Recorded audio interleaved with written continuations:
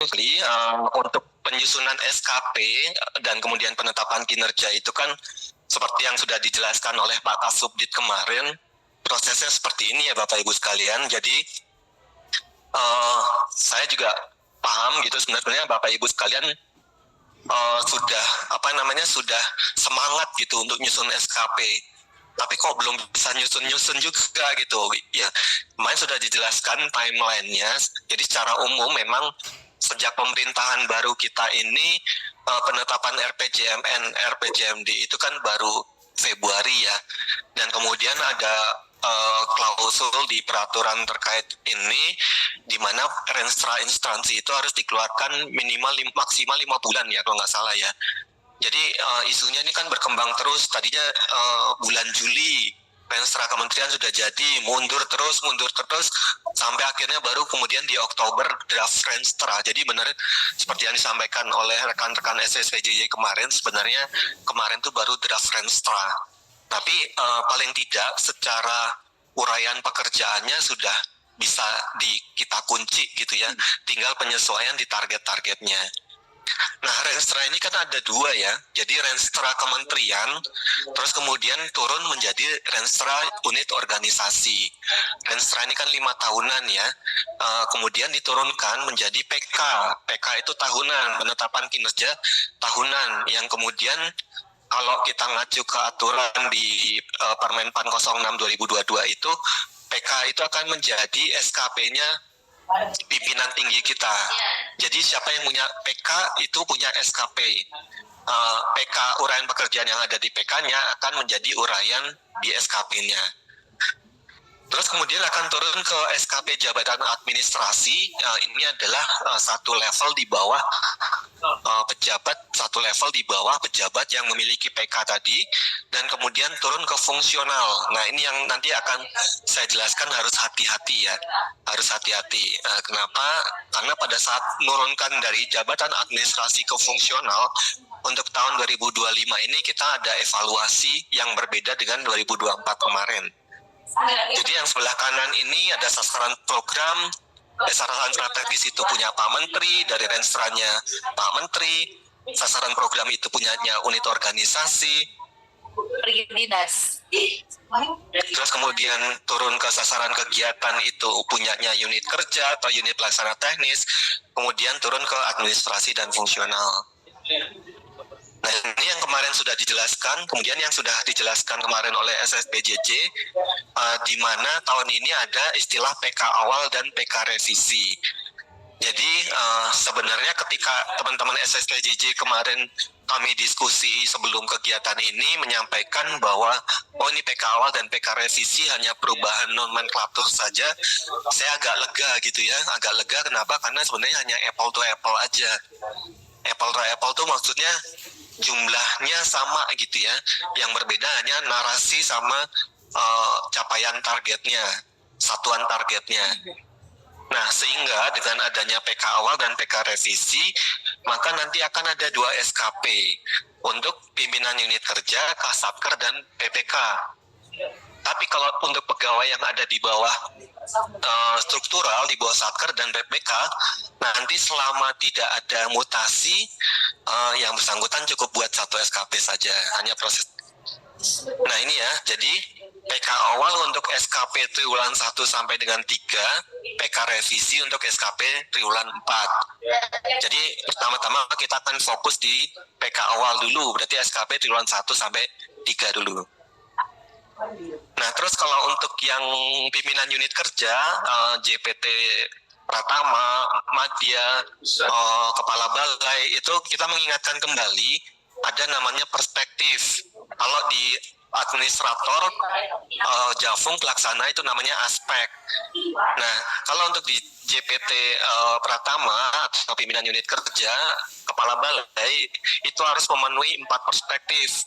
4-4-nya harus ada. Jadi kemarin ada yang nanya, apakah semuanya harus ada? Ya, semuanya wajib ada. Cuma pembagiannya gimana? Nah, kalau untuk yang pertama, udah masukin ke dalam tapi belum ada bahan. Bocor. Kalau untuk yang pertama, untuk penerima layanan itu adalah sasaran kegiatan teknis sesuai PK. Jadi kalau kayak meningkatnya kinerja pelayanan jalan nasional, tadi ada jalan daerah, ada jalan tol, itu namanya penerima layanan. Karena itu adalah ini ya, merefleksikan kemampuan organisasi dalam memenuhi keinginan dan harapan penerima layanan atau pemangku kepentingan. Kalau untuk di Sedijen, dia agak beda. Karena Sedijen core-nya ada di Dukmannya instansi. Jadi penerima layanan untuk Sedijen ya Dukmannya instansi. Terus yang kedua, penguatan internal. Penguatan internal itu merefleksikan kemampuan organisasi atau unit kerja untuk mengembangkan sumber daya yang dimiliki sebagai pengungkit untuk pencapaian tujuan organisasi. Nah, ini adalah dukungan manajemen. Jadi semua yang di PK terkait dukungan manajemen, kalau selain di Sedijen itu adalah penguatan internal. Tapi Sedijen juga punya dukungan manajemen sebagai penguatan internal. Jadi di Sedijen itu ada dua ya nanti ya. Dukungan manajemennya unit organisasi itu sebagai penerima layanan. Tapi kalau untuk dukungan manajemennya Sedijen sendiri itu jadi penguatan internal. Tapi kalau untuk semua unit kerja lain maupun direktorat maupun kepala balai itu akan jadi penguatan internal. Terus anggaran. Nah, pimpinan unit kerja sebagai KPA, kuasa pengguna anggaran, itu juga dinilai indikator kinerja pelaksanaan anggaran atau IKPA-nya. Sehingga itu adalah perspektif anggaran yang merefleksikan kinerja dalam rangka efektivitas dan efisiensi penggunaan anggaran. Terus yang terakhir, proses bisnis, merefleksikan perbaikan proses untuk menghasilkan keluaran yang memiliki nilai tambah bagi pemangku kepentingan. Nah, ini ada dua. Yang pertama nilai akuntabilitas kinerja, yang kedua level manajemen risiko. Kalau tahun kemarin itu pakai SPIP ya, tapi kenapa nggak dipakai lagi? Karena dalam perjalanannya kemarin SPIP itu yang awalnya ditargetkan ke semua unit kerja, kemudian diganti hanya unit-unit kerja tertentu, balai-balai besar saja, sehingga kemarin BPSDM menginstruksikan itu diganti saja pakai level manajemen risiko, karena semua unit kerja punya, jadi bisa disandingkan apple to apple ke unit kerja. Nah, level manajemen risiko itu 1, 2, 3, 4 ya, Bapak Ibu sekalian. Kalau di TU kan juga menangani MR ya, jadi bisa kita lihat capaian dan baseline-nya. Nah, oke, sekarang kita masuk ke PK awal. PK awal pertama kali kita kan harus bikin dari sisi Pak Dirjen dulu ya. Kemarin sudah saya bikinkan di aplikasi kinerja, nanti Bapak Ibu sekalian tinggal mengcascadingkan ke pimpinan unit kerja Bapak Ibu sekalian. Jadi untuk Pak Dirjen, atasannya adalah Pak Menteri, itu nanti akan ada 5 rencana hasil kerja, dan ini sudah saya buatkan di SKP-nya Pak Dirjen di aplikasi kinerja. Yang pertama, rencana hasil kerjanya adalah meningkatnya kinerja pelayanan nasional. Punya indikator tingkat akses jalan jalur utama daerah tertinggal dan kawasan perbatasan, targetnya 2,7 km per 100 km persegi, tingkat sarana jalan nasional 93%,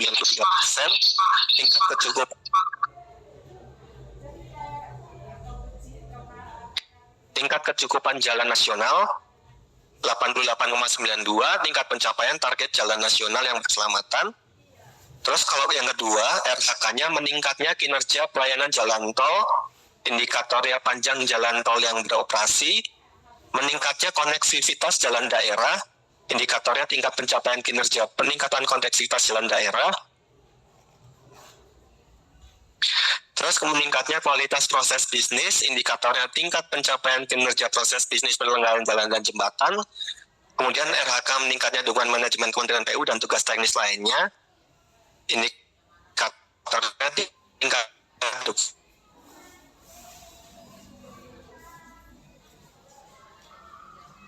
nilai akuntabilitas kerja dijaga, kualitas manajemen risiko di Bina Marga. Nah, ini juga sudah saya tentukan perspektifnya. Tadi kalau untuk yang teknis sampai proses bisnis itu penerima layanan, Lukman itu penguatan internal, akuntabilitas kinerja itu proses bisnis, IKPA itu anggaran dan manajemen risiko itu adalah proses bisnis. Nah, ini sudah saya buatkan ya di pimpinan kita, di Pak Dirjen. Nanti tinggal turun ke Direktorat Balai. Oke, sebelum kita masuk ke proses cascading-nya, kemarin SSPJJ sudah memetakan untuk PK awal ini. Jadi tadi ada beberapa RHK Pak Dirjen itu nggak semuanya turun ke balai, terutama ini yang balai ya. Jadi panjang jalan tol yang beroperasi nanti hanya turun ke balai-balai ini aja, yang hijau ya. Terus kapasitas jalan nasional hanya turun ke 8 balai saja. Aksesibilitas jalan utama, daerah tertinggal, daerah perbatasan hanya turun ke balai-balai yang orange ini saja. Kemudian untuk prasarana jalan hanya turun ke 33 balai. Oh, ini berarti hampir semua ya, hampir semua aja. Karena ini kan terkait rating kondisi sebenarnya. Terus kemudian untuk jalan keselamatan ada di 26 balai. Terus peningkatan konektivitas jalan ada di 11 balai dan 1 pusat. Kemudian kalau kinerja proses bisnis, semua yang di pusat atau di direktorat dan ses, kalau dukungan manajemen semuanya punya. Jadi nanti ini pegangan kita ya, jadi nggak semua balai serta-merta nanti menggunakan SKP yang sama. Jadi dilihat dulu balainya itu ada di IKK yang mana, indikator kinerja yang mana yang ada di paparan ini. Nah, sekarang kita turun ke balai ya, ketika Bapak Ibu sudah tahu terpetakan misalnya, oh balai saya ada jalan tol, tapi nggak ada jalan berkeselamatan. Oh, balai saya nggak ada jalan tol, ya nanti jangan dimasukkan. Nah, ini saya buatkan template-nya. Template ini semua masih sama. Artinya semua pasti ada gitu. Nanti Bapak Ibu sendiri yang ngurangin gitu ya. Oh, kalau di balai saya nggak ada jalan tol ya jangan dimasukkan jalan tol gitu kan. Kalau di balai saya nggak ada jalan berkeselamatan ya jangan dimasukkan jalan berkeselamatan. Jadi yang pertama untuk yang ses dan direktur, pastikan ses atau direktur tetap ya pejabat penilainya Pak Dirjen. Tadi sudah dipetakan untuk rencana hasil kerjanya, semua yang di ses dan direktur itu meningkatnya kinerja pengaturan pembinaan penyelenggaraan jalan dan jembatan. Nah, indikatornya ini yang pecah-pecah ya. Kalau untuk yang tingkat kinerja pelayanan kebencanaan itu ada di Setijen. Kalau yang kinerja perencanaan dan evaluasi penyelenggaraan jalan ada di SSPJJ. Kalau kondisi mantap jalan nasional, provinsi, kabupaten, kota itu ada di SSPJJ juga.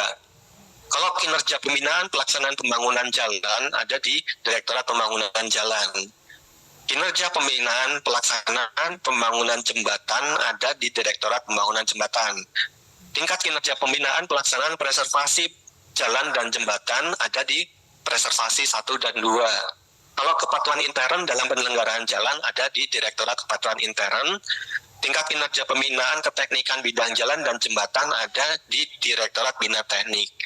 Semua targetnya 100%. Semua penerima layanan. Lalu kalau untuk yang SSPJJ nanti ditambahkan satu pekerjaan lagi, satu RHK lagi, yaitu meningkatnya kinerja pembinaan dan dukungan pembangunan jalan daerah dengan indikator tingkat kinerja pembinaan teknis penyelenggaraan jalan daerah. Jadi SSPJJ teknisnya nanti ada 2 RHK dan 3 indikator. Yang lainnya cukup nanti ada 1 RHK teknis ya. Terus kemudian kalau untuk yang jalan bebas hambatan dan BPJT nanti menggunakan RHK meningkatnya kinerja pembinaan dan dukungan pembangunan jalan tol.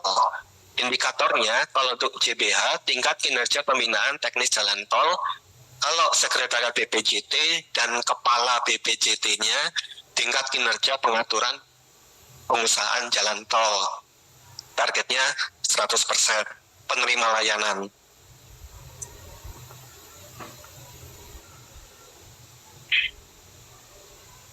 Kemudian berikutnya dukungan manajemen, ini semua punya, tapi ada sedikit beda aja di sini.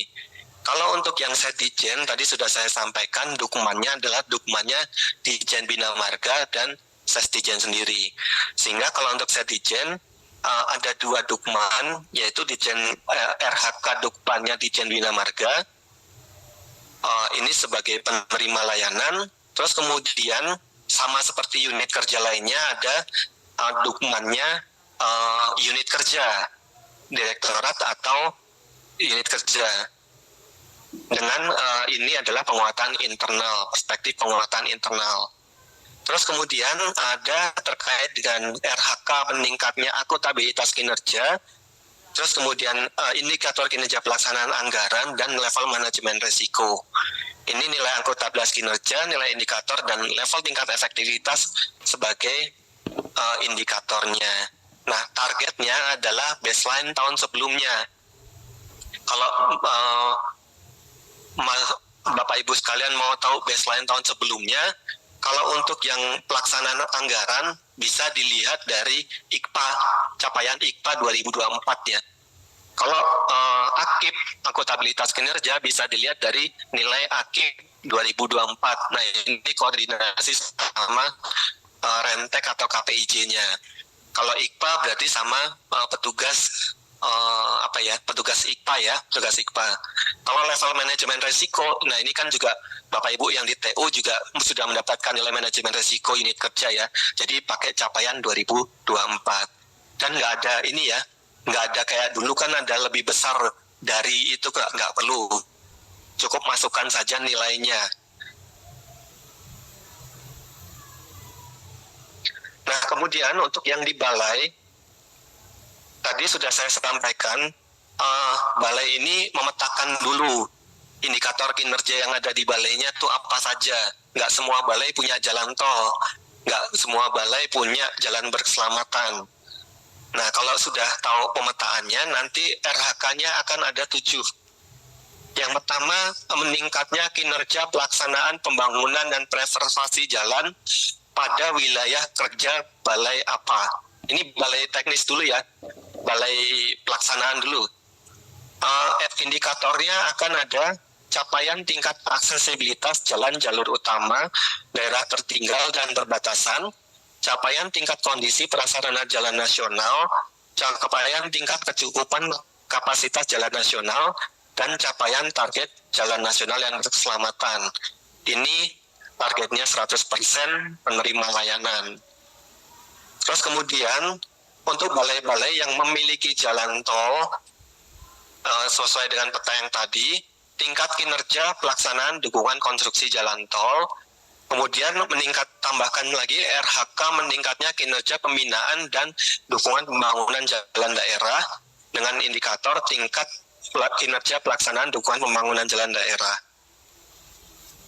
Targetnya sama ya, 100% penerima layanan.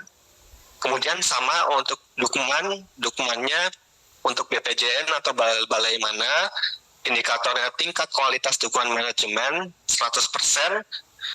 Kemudian ada RHK terkait dengan meningkatnya akuntabilitas kinerja, indikator nilai akuntabilitas kinerja, meningkatnya kinerja pelaksanaan anggaran dan level manajemen risiko dengan nilai indikator kinerja pelaksanaan anggaran dan level tingkat efektivitas manajemen risiko dengan targetnya berdasarkan baseline capaian tahun 2024 atau tahun sebelumnya.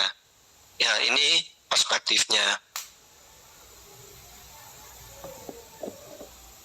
Nah, kemudian untuk balai teknik, ini akan ada sedikit perbedaan untuk balai jembatan dengan balai teknik lainnya. Balai teknik ini yang tanda tangan pejabat penilainya tetap Pak Dirjen ya, bukan Direktur Bintek. Jadi rencana hasil kerjanya meningkatnya kinerja pengaturan pembinaan penyelenggaraan jalan dan jembatan. Ini sama seperti di Direktorat dan Ses ya. Bedanya di indikatornya tingkat kinerja pembinaan pelaksanaan pembangunan jembatan untuk balai jembatan dan terowongan khusus. Sekarang namanya balai ini ya, balai keamanan jembatan dan terowongan khusus. Sementara kalau untuk balai teknik lain, tingkat kinerja pelayanan keteknikan bidang jalan dan jembatan. Ini targetnya 100% ya. Mohon maaf ini belum saya ketik. Ini 100% semua penerima layanan. Kemudian tambahkan dukungan manajemen, meningkatkan layanan dukungan manajemen, dan pelaksanaan tugas teknis lainnya, tingkat kualitas dukungan manajemen balai teknik, kemudian akuntabilitas kinerja, indikator kinerja pelaksanaan anggaran, dan level manajemen resiko. Nah ini sama targetnya pakai capaian tahun sebelumnya. Perspektifnya sama ya, proses bisnis, anggaran, proses bisnis. Nah, next kita dari balai besar atau balai BPJN turun ke Satker. Prosesnya Kasatker ini juga punya PK awal. Kemarin sudah dijelaskan oleh Pak Kasubdit ya. Ini Kasatker yang PJN dulu ya, PJN. PJN ini istilahnya dia adalah menurunkan pekerjaan langsung dari kepala balainya. Kasatker yang kita ambil kalau dia Jafung adalah jabatan fungsionalnya. Tapi kalau non-Jafung boleh dipakai jabatan Kasatkernya. Sama, PPK juga sama. Kalau dia Jafung diambil jabatan fungsionalnya. Kalau dia nggak punya Jafung bisa pakai jabatan PPK-nya kalau muncul ya di kinerjanya. Kemudian pejabat penilai kinerjanya, kalau Kasatker dinilai oleh kepala balai, kalau PPK yang nilai Kasatker. Nah, ini direct cascading-nya dia sama seperti kepala balai. Tadi kalau kepala balainya punya jalan tol, turun ke Kasatkernya ya Kasatker yang punya jalan tol. Kalau kepala balai ada jalan berkeselamatan, turunnya ke Kasatker juga Kasatker yang punya jalan berkeselamatan. Jadi nggak serta-merta semua dicuplik ya, biar nggak asal gitu ya. Nah, ini karena template kita harus munculkan semua indikatornya, capaian tingkat aksesibilitas, tingkat kondisi prasarana jalan nasional, tingkat kecukupan, dan target jalan nasional yang berkeselamatan. Sama seperti kepala balainya. Terus kemudian untuk balai-balai yang punya jalan tol, turun ke Kasatker yang punya jalan tol, berarti ada tingkat kinerja pelaksanaan dukungan konstruksi jalan tol. Terus sama jalan daerah juga turun ke Kasatker, dukungan turun ke Kasatker, akuntabilitas kinerja turun ke Kasatker, IKPA juga turun ke Kasatker dengan baseline capaian tahun sebelumnya. Nah, yang nggak turun itu manajemen resiko. Manajemen resiko tidak turun ke Kasatker. Tapi kalau Akip, Dukman, IKPA itu turun ke Kasatker. Nah, karena Kasatker ini Jafung, dia nggak punya perspektif, kita pakainya aspek. Nah, karena SKP kita itu adalah SKP kuantitatif, minimal aspek kuantitas itu harus ada. Monggo setelah itu mau ditambahkan kualitas waktu silakan. Kualitas itu kaitannya dengan kesesuaian dengan SOP. Waktu penyelesaian, tapi ini kan capaian ya. Capaian itu kita tidak bisa menghitung waktu penyelesaiannya. Ya, monggo kalau mau ditambahkan. Ini saya ambil yang kuantitasnya saja. Terus kemudian untuk P2JN itu kan sama ya, pejabat fungsional atau Kasatker. Kalau dia nggak punya jabatan fungsional, bisa pakai jabatan Kasatkernya kalau muncul. Meningkatnya kinerja pelaksanaan pembangunan dan preservasi, hanya bedanya di indikatornya. Indikatornya dia pakai tingkat layanan penyiapan dan pengendalian pelaksanaan, dan tingkat layanan perencanaan dan pengawasan teknik. Terus kemudian sama ada dukungan, ada akuntabilitas kinerja, ada nilai indikator kinerja pelaksanaan anggaran. Dia tidak pakai perspektif, tapi pakai aspek. Nah, yang terakhir, Kasubag TU, pakai PK awal. Nah, Kasubag TU kalau kita lihat rumusannya sebenarnya lebih mudah yang di PK revisi. Tapi karena kita harus bikin sesuai dengan PK awal, ini saya coba buatkan berdasarkan parameter yang ada di bawah Dukman, IKK Dukmannya para pimpinan unit kerja. Dan dikombinasi dengan tupoksinya Kasubag TU. Jadi Kasubag TU, Kabag TU pasti atasannya direktur atau kepala balai. Kita ambil dulu yang dari parameter ya, dari parameter yang ada di PK awal. Itu yang pertama, RHK-nya adalah bahasanya agak beda ya Bapak Ibu sekalian. Nanti kita jelaskan kenapa bahasanya di RHK-nya agak beda. pengelolaan keuangan dan BMN yang dilaksanakan secara efektif dan sesuai dengan peraturan yang berlaku. Ini ada 3 indikatornya, capaian nilai IPA, ini terkait BMM, capaian nilai IKPA, dan capaian nilai SAKIP. Oh, ini kurang ya, targetnya 100% ya. Mohon maaf, belum mau copy paste, nanti saya perbaiki lagi.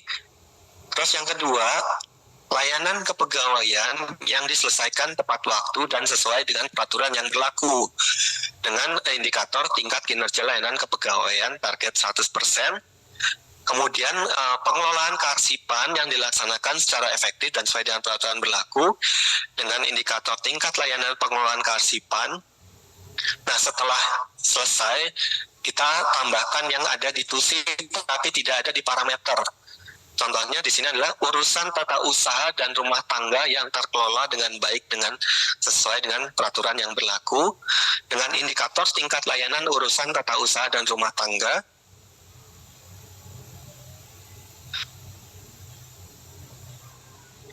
Terus kemudian ada level manajemen resiko. Jadi manajemen resiko tadi turunnya ke TU dengan indikator capaian tingkat penerapan manajemen resiko. Nah, untuk balai ada sedikit beda dengan direktorat ya, karena di direktorat kan nggak ada layanan hukum dan komunikasi publik, itu ditarik ke Sedijen, tapi di balai ada. Nah, di balai itu layanan hukum yang diselesaikan tepat waktu, tingkat layanan hukum dan layanan komunikasi publik. Ini sebenarnya saya agak mikir-mikir juga, seharusnya ditambahin perizinan ya. Kalau di balai itu kan ada layanan perizinan ya, nanti tak tambahin deh di sini ya. Tapi di TU direktorat itu nggak ada. Jadi mungkin nanti untuk balai saya tambahkan satu lagi terkait layanan perizinan ya. Oke. Kira-kira seperti itu ya gambarannya. Sebelum saya masuk ke PK revisi dan cara nyusun RHK, ada yang mau ditanyakan? Mungkin sambil saya ini ya. Ada yang kurang-kurang tadi saya isi.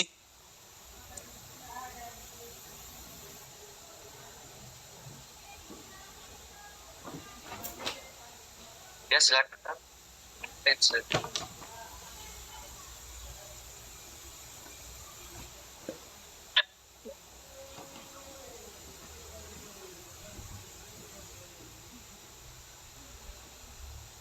Oke, kalau saya lihat di konsep PK yang kemarin dipaparkan Kasubdit itu memang masih 100% semua kalau untuk PK awal.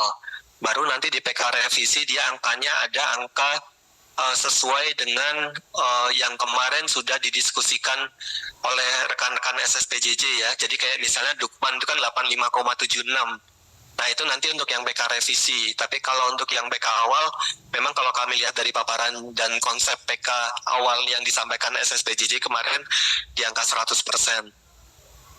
Mohon koreksi ya. Coba kalau misalnya ada yang berbeda ya, silakan Mbak. Ya, silakan Pak Nawir.